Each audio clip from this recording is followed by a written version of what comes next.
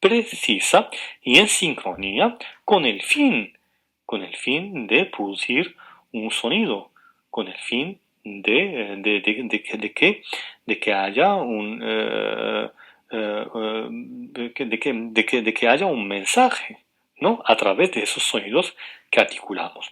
Y vamos a comprobar que los movimientos para producir un sonido articulado no son espontáneos y automáticos, ¿no? Porque el hecho de hablar, el hecho de articular sonidos, el hecho de pronunciar palabras no es algo espontáneo. Nosotros pensamos antes de hablar, nosotros pensamos antes de articular. Nuestra mente da órdenes a nuestros órganos articulatorios para que articulen los sonidos.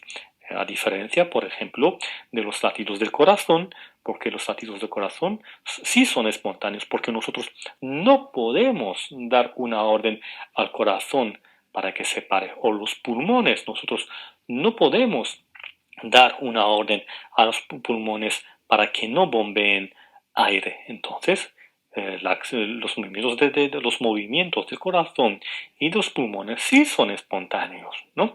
Pero el hecho de hablar, el hecho de articular no es espontáneo. Entonces, volviendo al mecanismo de producción del lenguaje.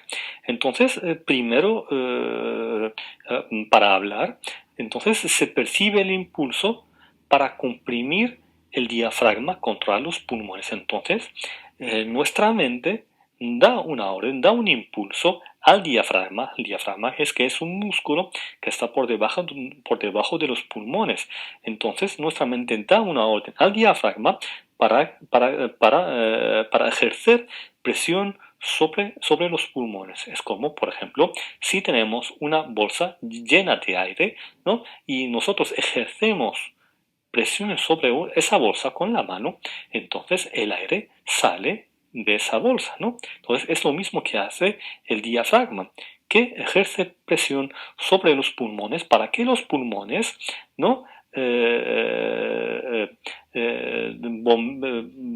Bombeen el aire, ¿no? Entonces, a la hora de que, en el momento en que el aire sale de los pulmones, entonces se inicia la actividad de la laringe y de las cuerdas vocales. Entonces, el aire pasa por una parte que se llama la laringe, donde están las cuerdas vocales, ¿no? Entonces, al pasar el aire por la laringe y por las cuerdas vocales, entonces esas cuerdas vocales empiezan a vibrar, ¿no? Entonces, y luego comenzarán los movimientos articulatorios supraglotales que producirán los sonidos característicos de cada lengua. Entonces, los movimientos articulados supraglotales son, cuando hablamos de la parte supraglotal, es la parte que está por encima de la laringe, que está por encima de la glotis, ¿no? Entonces estamos hablando de la boca, estamos hablando de la cavidad oral, de la cavidad nasal, etcétera, ¿no? Entonces, recapitulo. Entonces, lo que he dicho es que el diafragma ejerce una presión sobre los pulmones, ¿no? Los pulmones bombean aire. El aire pasa por la laringe donde están las cuerdas vocales. Esas cuerdas vocales vibran y luego el aire pasa o por la cavidad oral o por la cavidad nasal, ¿no? Entonces, lo interesante es que nosotros ejercemos un control, ¿no? Un control sobre esa bomba de aire que son los pulmones y que el aire y ejercemos una presión, un control sobre las diferentes válvulas, ¿no? Porque lo que son las cuerdas vocales, lo que son la válvula lingual, la válvula labial, ¿no? Porque primero, ¿qué es una válvula? La válvula es como un aparato, ¿no? Que controla el flujo, por ejemplo, del aire o del líquido, ¿no? O lo controla o lo corta, etcétera, ¿no? Entonces nosotros en nuestro cuerpo tenemos diferentes válvulas de aire, ¿no? Por ejemplo, si pronunciamos, por ejemplo, el sonido P, entonces aquí notamos que la válvula es labial. Los labios impiden el paso del aire por un momento, ¿no? Entonces, o F, los labios y los dientes, ¿no? Controlan el flujo del aire, entonces obstaculizan, no lo cortan de manera definitiva, pero por lo menos lo obstaculizan. Entonces, en nuestro cuerpo, el aire cuando sale de los pulmones pasa por diferentes válvulas. Entonces, después de que pase por esas válvulas, obtenemos lo que es el sonido. Tenemos que pensar también que el aire que respiramos es el mismo aire que utilizamos para hablar. Nosotros no podemos respirar y hablar a la vez. Entonces, el mismo respirado que utilizamos para respirar es el mismo aire que utilizamos para hablar. Entonces, ahora vamos a ver la acción de la válvula laríngea sobre la masa del aire, el papel de las cuerdas vocales, ¿no? Entonces, como hemos visto anteriormente, el aire empujado desde los pulmones pasa a través de la tráquea, llega con mayor o menor presión a una primera válvula que es la laringe, ¿no? Entonces,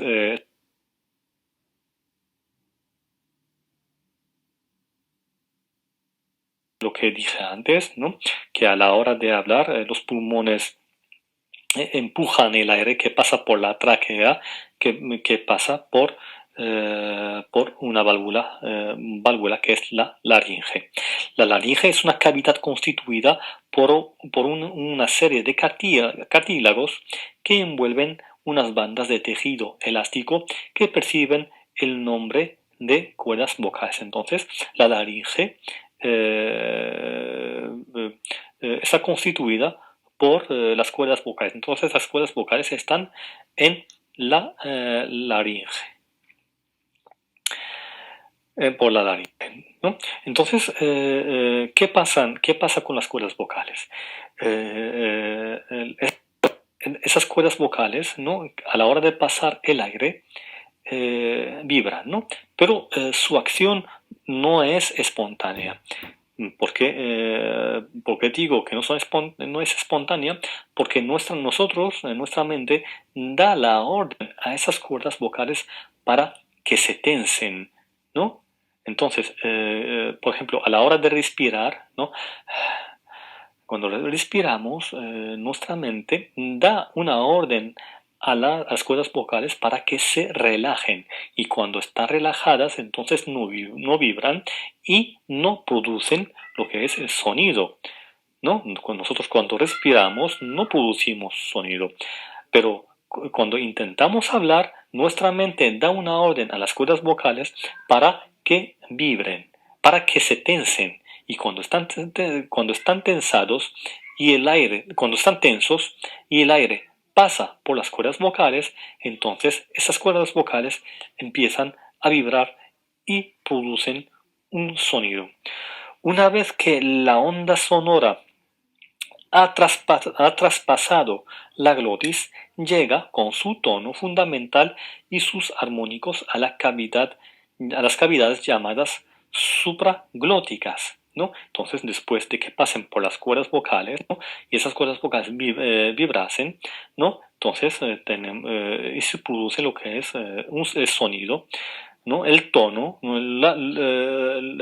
Los armónicos, ¿no? Entonces, ese sonido llega a la cavidad oral o la cavidad nasal, o ambas. Entonces, el aire o sale de la boca o sale de la nariz o sale por ambas partes.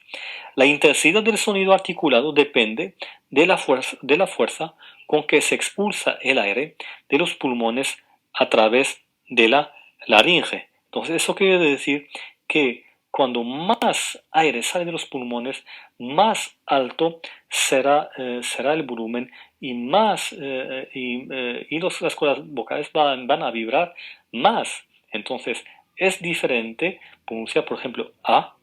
Entonces utilizamos una cantidad de aire pequeña. O pronunciar A. Entonces utilizamos más aire y las cuerdas vocales vibran más y el tono va a ser más alto, ¿no? Entonces, eso quiere decir que cuando más aire sale, más alto será el tono del sonido.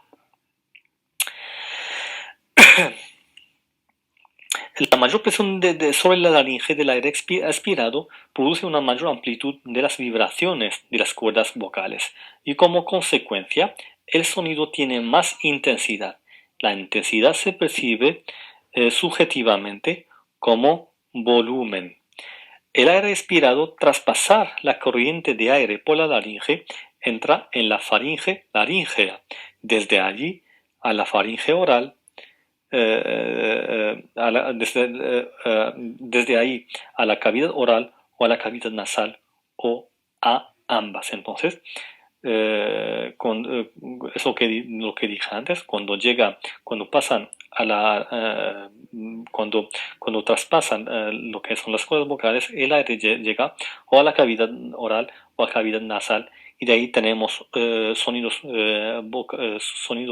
vocales y orales y sonidos nasales, ¿no?